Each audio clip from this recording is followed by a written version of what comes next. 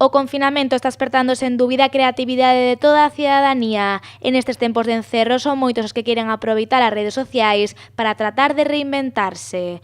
Con este obxectivo nace Oito Mans, un proxecto formado polos escritores Ledicia Costas, María Lado, Daniel Landesa e Miguel López o Hematocrítico.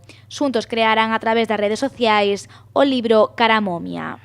Nos empezamos a quedar os sábados para tomar un vermut e pensábamos que o confinamento iban a ser pois unas semanas, como nos dicían no principio, e primeiro falamos de que tal nos ian as cousas, de como tal, pero segundo iban pasando as semanas empezamos a propoñer cousas porque víamos que estaba cambiando moito e tamén pola nosa propia diversión, porque bueno, somos autores, somos amigos e divértenos inventarnos cousas e experimentos. Os escritores aseguran que este proxecto é un reto para eles, pero están convencidos de que chegou o momento de reinventarse. Que é tamén un reto para nós traballar en equipo, porque ainda que somos colegas e nos levamos moi ben, non é o mesmo quedar para tomar café e sentarnos a traballar todas xuntas cara ao mesmo obxectivo, que tamén é un reto moi fermoso para nós. Un reto é complexo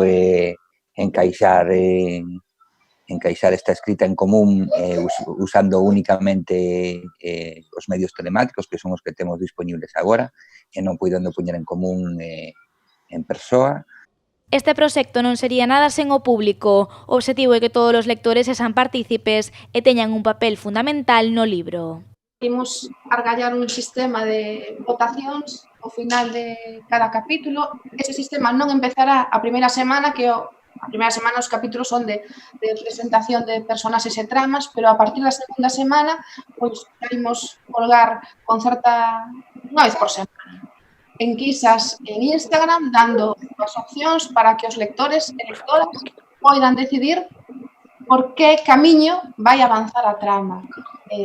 O que si tamén vos podemos adiantar é unha obra onde a historia antiga ten unha importancia moi relevante, dai o título de Cara Momia.